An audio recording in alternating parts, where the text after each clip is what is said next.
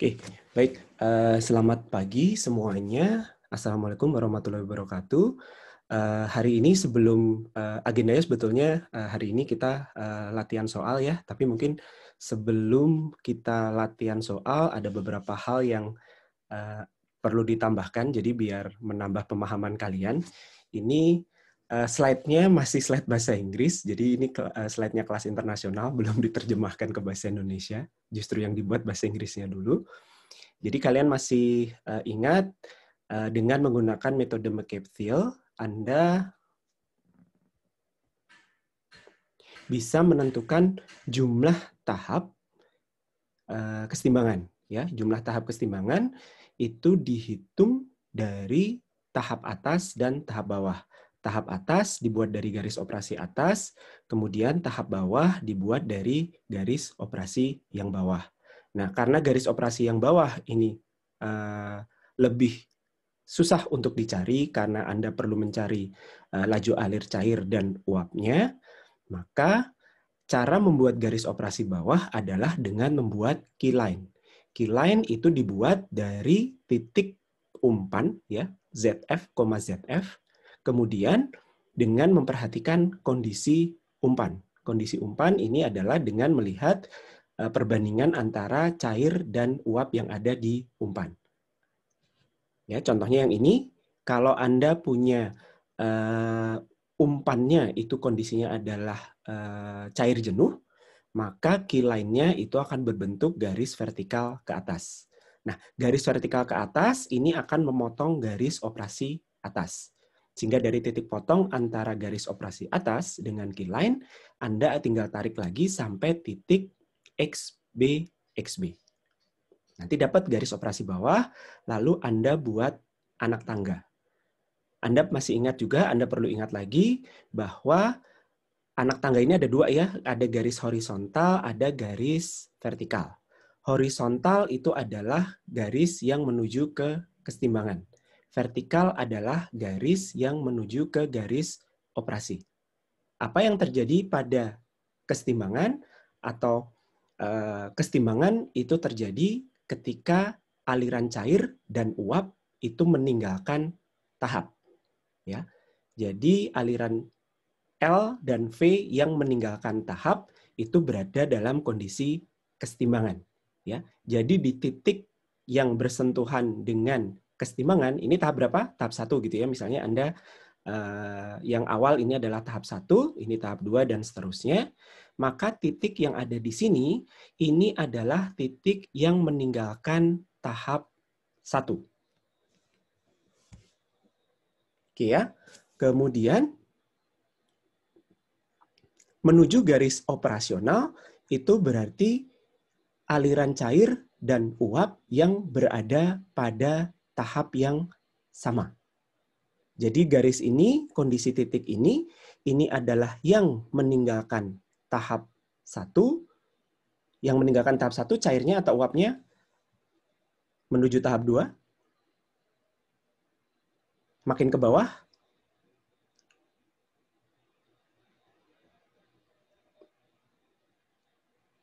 Halo? Cairnya, Pak. Cairnya, betul. Ya, jadi di titik ini kaki yang vertikal itu adalah kondisi cairan yang meninggalkan tahap 1 ketemu dengan uap dari tahap 2. Artinya ini ketemu di tahap 2. Sampai nanti menuju kesetimbangan meninggalkan tahap 2 kondisinya di sini. Dan seterusnya.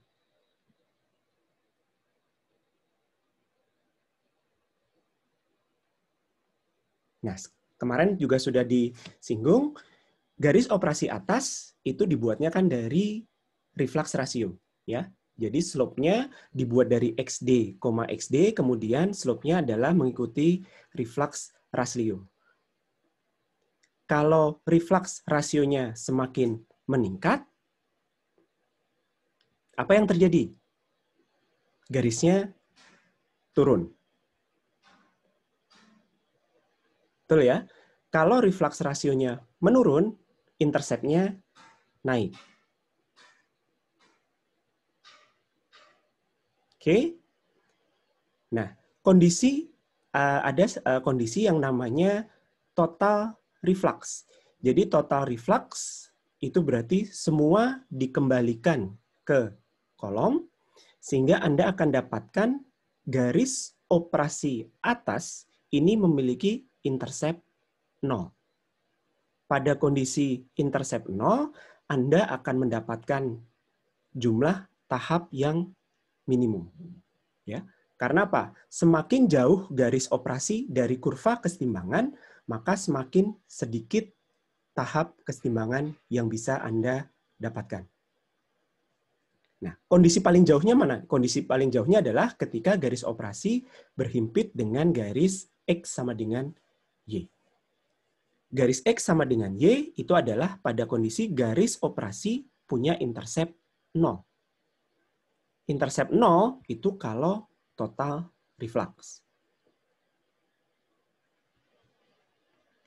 Sebaliknya, makin mendekati garis kesetimbangan, maka jumlah tahapnya akan menjadi makin banyak. Nah, jumlah tahap tidak terhingga itu dicapai pada kondisi minimum reflux.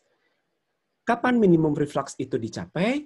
Minimum reflux dicapai adalah apabila antara kurva kesetimbangan dengan garis operasi itu berpotongan.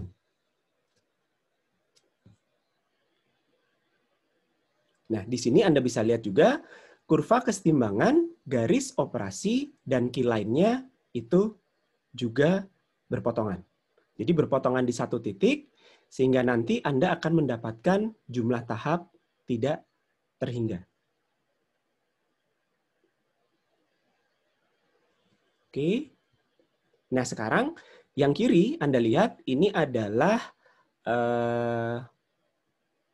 kurva kesetimbangan, kemudian ada dua garis operasi atas bawah gitu ya. Ini kurva kesetimbangannya, ini garis X sama dengan Y-nya, yang ini adalah garis operasi atas, yang ini adalah garis operasi bawah.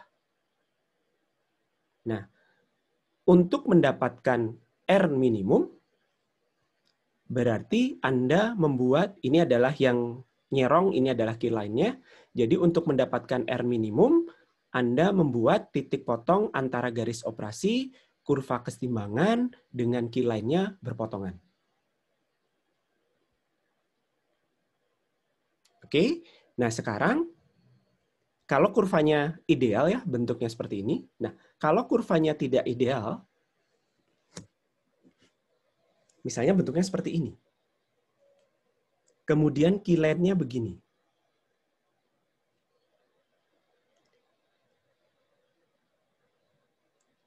Nah, bagaimana cara membuat garis operasi atas sehingga L per V-nya minimum? L per V garis operasi atas ini akan mendapatkan reflux minimum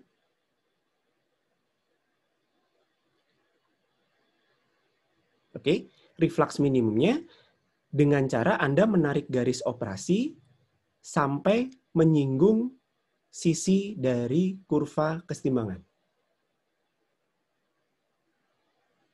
Paham ya? Jadi bagaimana Anda bisa menarik garis operasi atas untuk mendapatkan reflux minimum adalah dari XD Anda buat garis yang menyinggung sisi dari kurva kesetimbangan. Di situ Anda akan mendapatkan reflux minimum. Ya, jadi nanti tergantung bentuk lengkungan dari si kurva kesetimbangannya. Jadi tidak selalu berpotongan antara garis operasi atas, key line, dengan kurva kesetimbangan. Kalau kurva kesetimbangannya ideal, ya berarti reflux minimumnya, garis operasi yang menghasilkan reflux minimumnya, itu Anda potongkan antara garis operasi, kurva kesetimbangan, dan key line.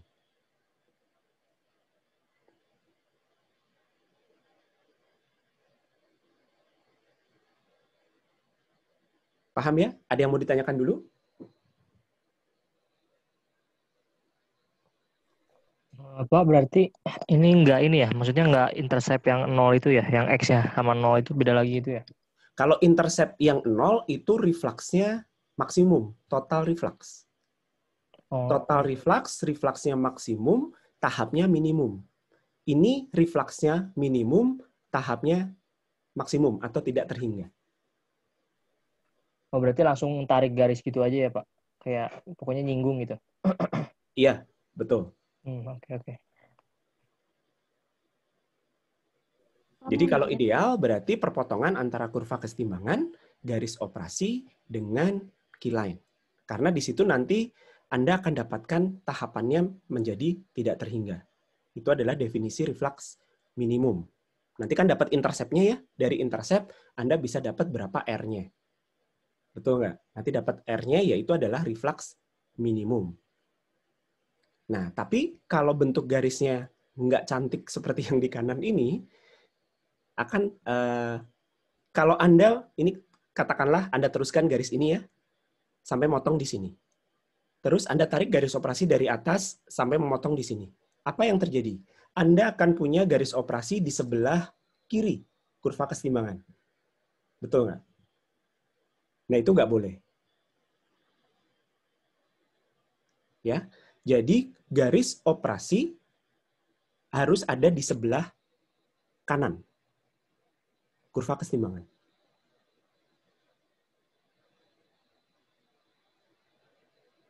Ya, kalau Anda naikkan nih garis operasi yang atas sampai sini, biar motong di sini gitu ya, pasti nanti garis operasinya di sini. Betul nggak? Sehingga nanti kan definisinya kan harus kesetimbangan dulu, maksudnya dari satu titik garis operasi menuju ke kesetimbangan, baru ke garis operasi lagi menuju kesetimbangan, kan seperti itu. Nah, kalau garisnya di luar, berarti kan dari garis operasi ke garis operasi kan nggak boleh. Jadi harus menyinggung yang pertama kali.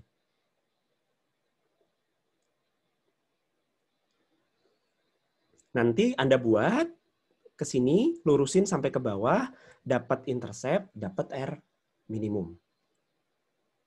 Nah, perpotongan dengan keyline yaitu adalah perpotongan untuk menarik garis operasi bawah sampai XP. Sesuai definisi.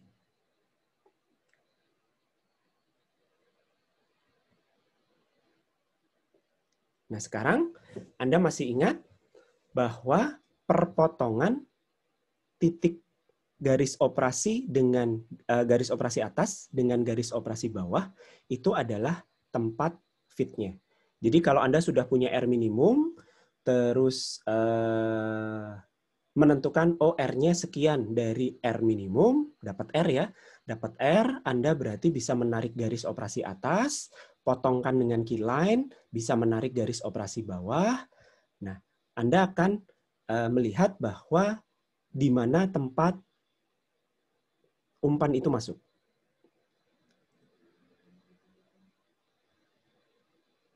Ya, jadi titik potong garis kedua garis operasi itu akan menunjukkan tempat umpan itu masuk. Jadi kalau misalnya gambarnya seperti ini, garis operasinya dan keyline-nya seperti ini 1, 2, 3, 4, 5, 6, 7. Nah, di tahap ke-8 ini adalah tempat umpan itu masuk. Ini menjadi tempat optimum umpan masuk. Ya, karena dari kesetimbangan yang Anda inginkan, dengan komposisi atas bawah yang Anda inginkan, kemudian dengan profil kesetimbangan dan garis operasi yang sudah dibuat, Anda mendapatkan umpan masuk di tahap ke-8.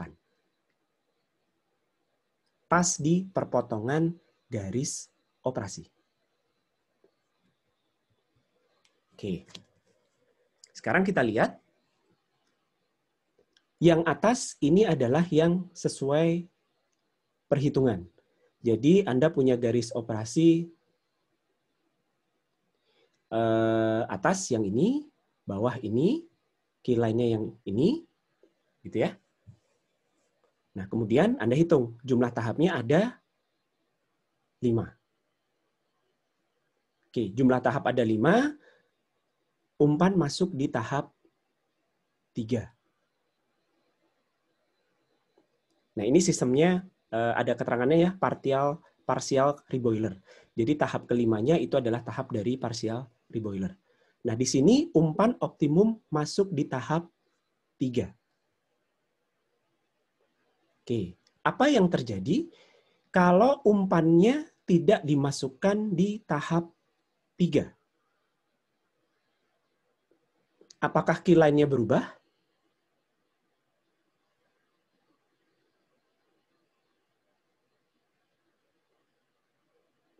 Kalau tahap kesetimbangan tempat umpan masuk, kalau di sini kan tahap 3 ya. Kalau tahapnya Anda ubah bukan di tahap 3, apakah itu akan mengubah key line? Tidak. Ya? Enggak, Pak. Tidak, Pak. Iya atau tidak? Tidak, Pak. Tidak atau iya?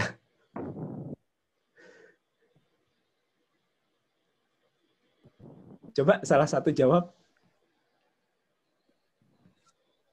Key line dipengaruhi oleh apa? Sepertinya tidak, Pak. Key line Dipengaruhi dipengaruhi oleh itu feed yang masuk. apa dari feed? Masih ingat nggak? Key line itu dibangun, garisnya dibangun oleh Komposisi. komposisi apanya? Zatnya atau fasanya? Baru kemarin diajarin. Fasanya, Pak. Fasanya, betul. Jadi, key line itu hanya dipengaruhi oleh kondisi fasa dari umpan. Jadi, umpannya mau dimasukkan ke tahapan manapun, selama fraksi cairnya ya, key itu kan sebetulnya adalah fraksi cair. Dari umpannya itu sama, maka garis key line tidak akan berubah. Kalau garis key line-nya tidak akan berubah, atau garis key line-nya tidak berubah, maka titik perpotongan ini tidak akan berubah kan ya? Artinya garis operasi atas dengan garis operasi bawah ya bentuknya sama. Paham ya? Karena garis operasi atas sudah dibuat, key line-nya tetap, maka garis operasi bawah tetap. Nah, sekarang tadi dari perhitungan umpan itu optimal masuk di tahap 3. Oke. Tapi ternyata di sini umpan tidak masuk di tahap 3. Lebih di bawah gitu ya. Nah, sekarang bagaimana cara, kan key line-nya nggak terpengaruh ya.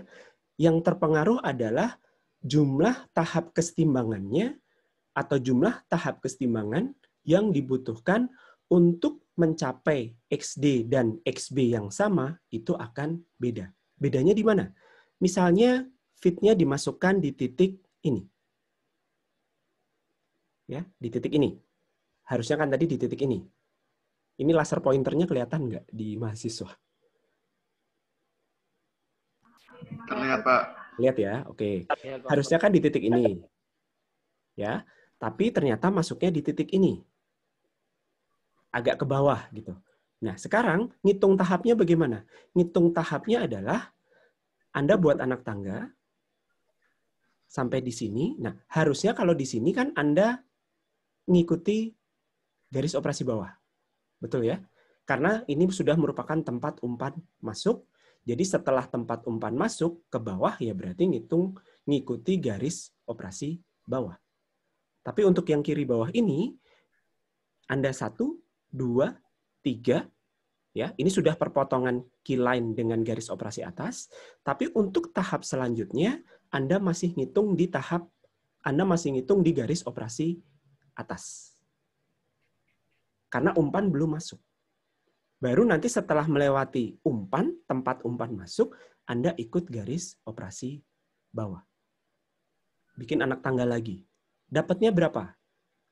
Sekitar 6, ya, sampai XB-nya. Tadi dapatnya 5. Artinya Anda butuh tahap lebih banyak. Ya, jadi kalau feed atau umpan itu masuk pada tahap di bawah tahap optimal, maka Anda akan membutuhkan tahap kesetimbangan lebih banyak.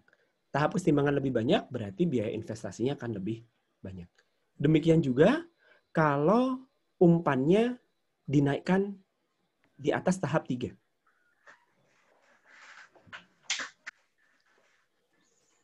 Ini katakanlah di sini gitu ya. Umpannya ada di sini. Nah, setelah umpan dimasukkan di sini, ya berarti dibalik dibalik dari yang perhitungan tadi.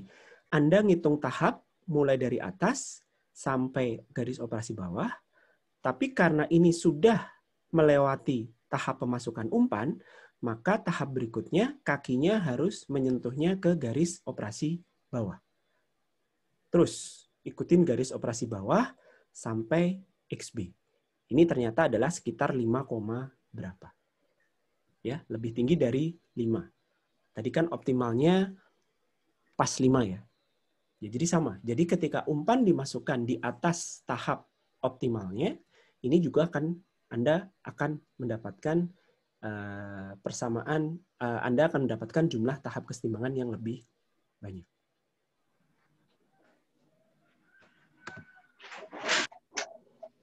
Nah, ini sebetulnya kemarin sudah disampaikan ya untuk perhitungan apa saja yang harus digunakan. Ini juga sudah. Jadi memang Anda harus menentukan reflux optimum ya untuk mengoptimalkan antara biaya investasi. Biaya investasi ini munculnya dari jumlah tahap yang semakin banyak, biaya investasi akan semakin banyak, dengan biaya operasi. Biaya operasi ini munculnya dari kebutuhan reboiler dan kondensor. Kalau refluxnya dinaikkan, maka biaya operasinya akan naik.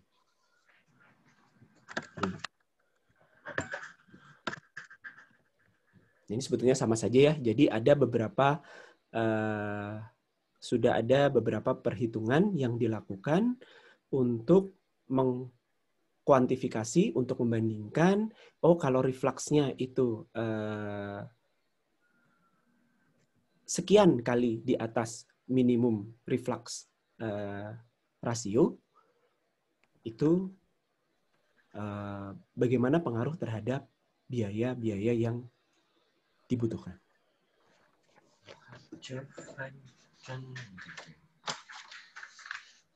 Oke, dari sini ada pertanyaan terkait efisiensi, kita akan diskusikan minggu depan. Sebelum kita latihan, apakah ada yang mau ditanyakan? Pak mau nanya lagi, maaf. Ya, silakan. Kalau misalkan tadi kan yang slide yang sudah ini Pak, itu tuh Q line-nya kapan emang maksudnya kan kalau misalkan yang di sebelah kiri kan dia motongnya sampai ke kurva kesetimbangannya dia si Q line-nya. Tapi kalau yang ini tuh cuman sampai tengah gitu, kenapa gitu ya Pak? Kayak ini kan untuk mencari R minimum.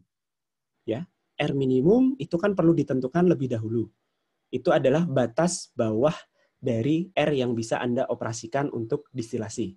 Tapi kalau Anda menggunakan R minimum, Anda akan mendapatkan tahap tidak terhingga.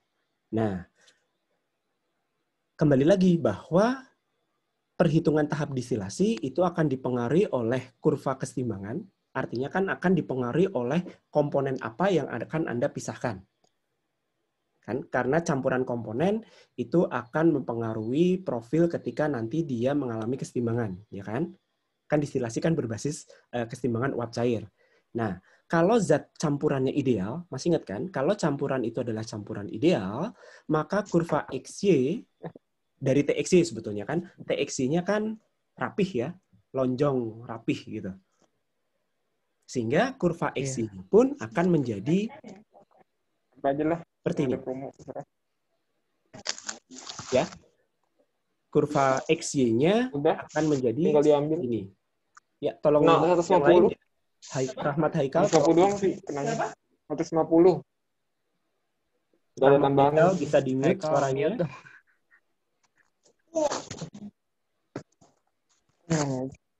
Haikal. Ya, sudah? Oke, saya lanjutkan ya. Baik, kalau campurannya ideal, maka Anda akan mendapatkan kurva XY-nya melengkungnya juga ideal. Tapi Anda ingat, kemarin ada campuran yang tidak ideal. Contohnya etanol air atau CS2 aseton gitu ya. Itu kan kurva TXY-nya pun bentuknya tidak ideal. Sehingga ketika Anda mengkorelasikan XY pada Thailand-nya, Anda akan dapatkan seperti ini contohnya. Oke, nah sekarang untuk mendapatkan R minimum pada kurva yang ideal, Anda tinggal cari perpotongan garis operasi dengan garis keyline dan kurva kesetimbangan.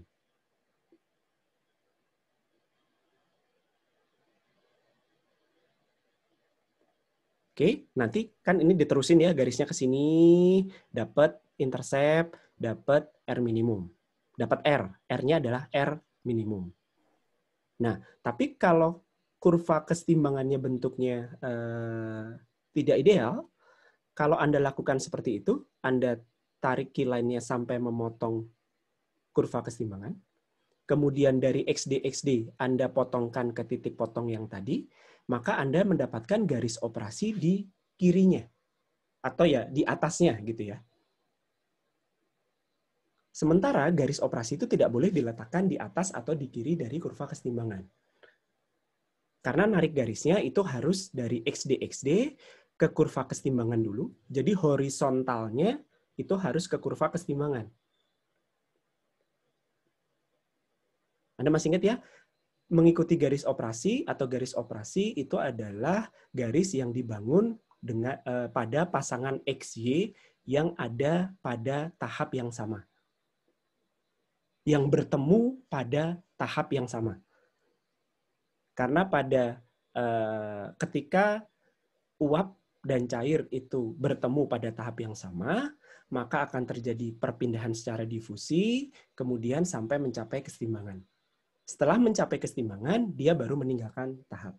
Jadi garis operasi itu untuk menyatakan hubungan X dan Y yang bertemu pada tahap yang sama. Sementara garis kesetimbangan itu menyatakan hubungan X dan Y yang meninggalkan tahap yang sama. Ya, jadi kan ketika di XD ini dia sudah ngikutin garis operasi yang pertama. Titik pertama garis operasi. Jadi setelah itu dia harus ke kurva kesetimbangan. Nah, kalau Anda bikin kurva garis operasinya itu di sini, maka dari titik XD Anda akan ke garis operasi lagi kan? Nah, itu nggak boleh. Garis horizontalnya itu harus ke kurva kesetimbangan. Makanya dibuat di bawahnya. Jadi ketika garis operasi atas menyinggung sisi dari kurva kesetimbangan. Baru nanti dibuat lurus sampai motong sumbu Y, perpotongan itu Anda dapat intercept, dapat R, itulah R minimum untuk sistem ini. Perpotongan dengan keyline, Anda dapatkan titik potong dengan garis operasi bawah. Bikin garis operasi bawah gimana? Ya dari sini perpotongannya Anda tarik ke XB. XB. Ya.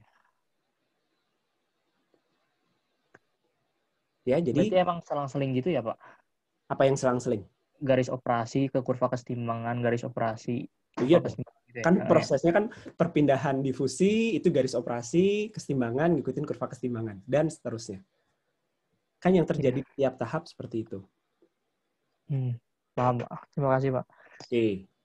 Dan Anda lihat lagi ya, di notasi yang di slide sebelumnya, kalau tahapnya adalah tahap 1, Y1 itu yang mana, X1 itu yang mana. Kalau tahapnya adalah tahap 2, Y2 itu yang mana, X2 itu yang mana. Yang ketemu itu X berapa dengan Y berapa, yang meninggalkan itu X berapa dengan Y berapa. Itu adalah konsensus dari perhitungan ini. Oke ya? Ada yang mau ditanyakan lagi? Oh ya.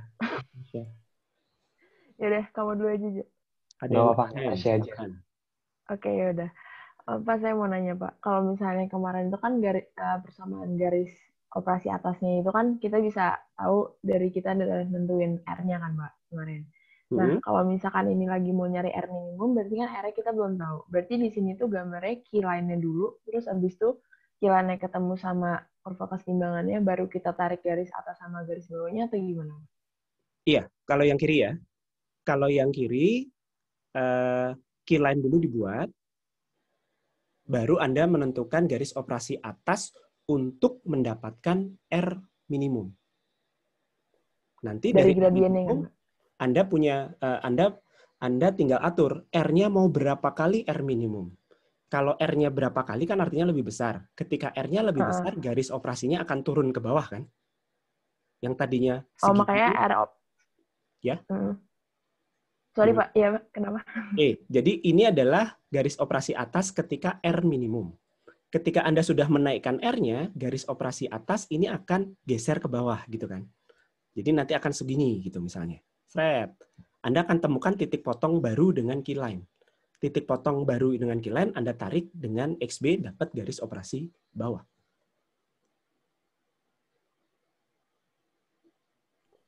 Itu yang ditanyakan atau bukan? Terima kasih, Pak. Oke.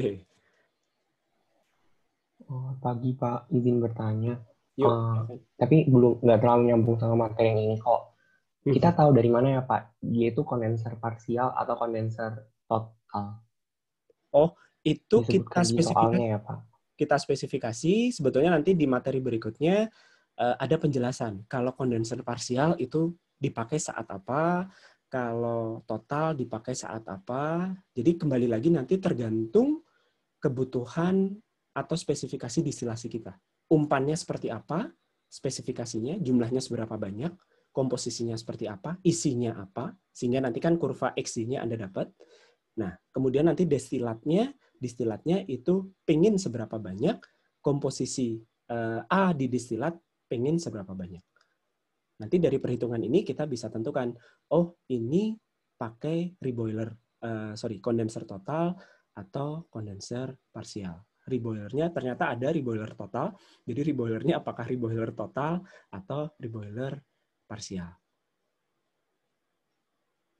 Tapi masih ingat ya, secara umum adalah kalau reboiler atau kondensernya itu adalah yang parsial, berarti di dalam reboiler atau kondensor dia akan mengalami kesetimbangan sesuai dengan kondisi reboiler tadi, temperaturnya. Ya, hanya di situ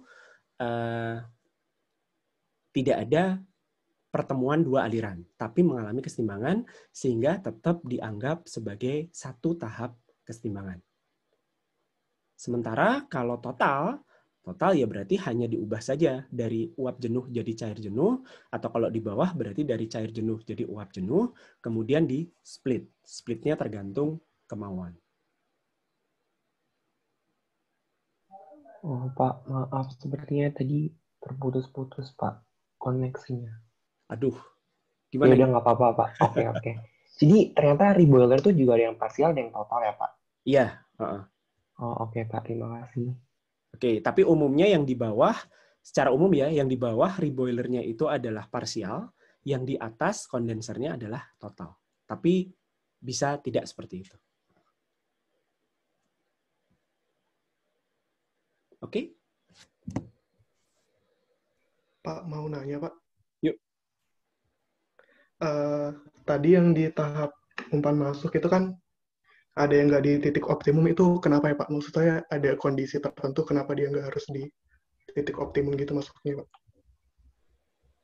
Oh, kan optimum itu kita yang hitung gitu ya. Jadi setelah menentukan kondisi umpan dan distilat dan bottomnya, Anda bisa gambar ya, refluxnya sudah ditentukan, sehingga garis operasi atas dan bawahnya Anda bisa tentukan. Umpan Anda sudah tahu, spesifikasi umpan, termasuk kondisi campuran cair uapnya seberapa banyak, berarti keyline-nya kan Anda bisa buat. Sehingga Anda sudah bisa buat garis yang menghubungkan Anda bisa buat titik yang menghubungkan garis operasi atas dengan garis operasi bawah. Terus Anda buat tahapannya. Sehingga Anda bisa lihat, oh di sini dari sistem ini umpan itu optimal masuk di tahap 3. Ya. Oke.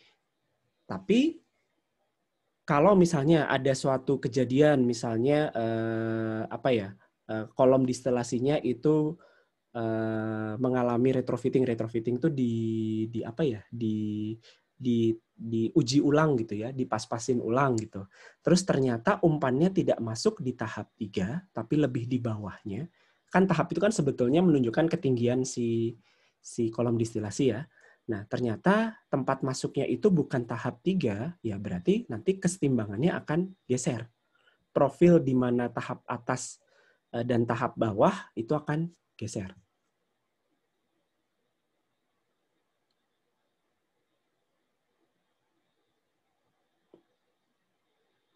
Paham nggak? Jadi kira-kira ya berarti kalau secara fisik, arti fisiknya adalah ya kita mengubah ketinggian lokasi feed itu masuk gitu loh. Oke, berarti kalau yang nggak di titik optimum itu biasanya kalau ini Pak, setelah dievaluasi ternyata bukan di situ ya Pak? Iya, jadi kalau ini sebenarnya pendekatannya dibalik ya. Kalau Anda masukkan di tahap 3, Anda akan dapatkan XD dan XB sesuai harapan. Ya, feed kan nggak mungkin berubah ya.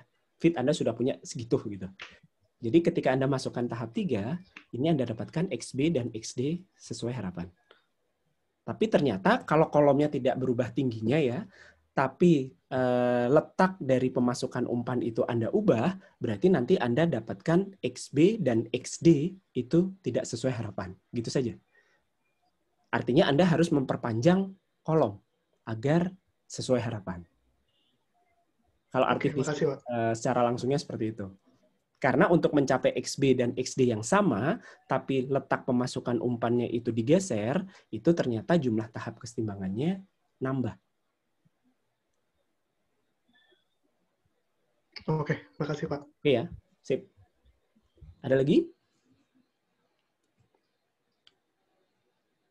Baik, kalau mau tanya. Satu pertanyaan lagi ya. Oke. Pak, itu kan kalau misalnya kita dari garis yang ada itu kan kita bisa ngitung jumlah tahap kesetimbangannya kan Pak. Nah, itu kan gabungan dari yang tahap bagian atas dan tahap bagian bawah Pak. Kalau misalnya bagian bawah kan ada reboiler itu dianggapnya sebagai satu tahap. Nah, itu kalau misalnya di tahap yang dari kurva itu, apakah reboiler itu selalu masuk atau hanya saat reboilernya itu parsial? Oh, kalau hanya saat parsial, sama dengan yang di atas. Kalau kondensernya parsial, baru nanti dihitung sebagai tahapnya.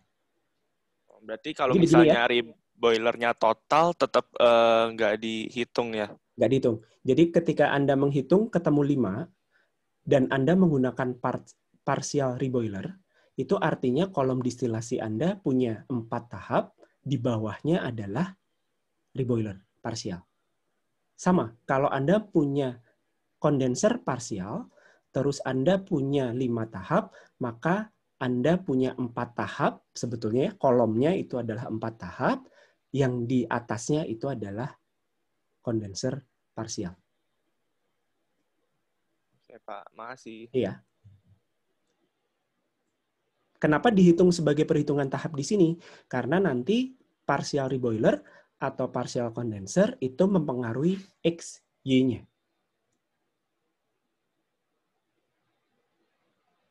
Oke. Cukup ya? Cukup, Pak. Oke. Pak, mau nanya, Pak. Iya. Untuk yang gambar-gambar grafik, apakah kalau nanti ujian, apakah dikasih 1 hari sebelum ujian sehingga bisa di print out, atau pas ujiannya ya Pak? Mungkin ada teman-teman yang harus ngeprint keluar. Makasih. Tadi sudah didiskusikan, akan diberikan gambarnya, grafiknya ya, akan diberikan sebelum, minimal sehari sebelum ujian. Atau mau soalnya juga sehari sebelum ujian? Nggak mungkin kalau itu ya. Gambarnya akan diberikan sehari sebelum ujian. Karena kalian perlu print, betul. Udah ya? Cukup ya? Atau masih ada yang mau ditanyakan? Baik, kalau tidak ada, rekamannya saya hentikan ya.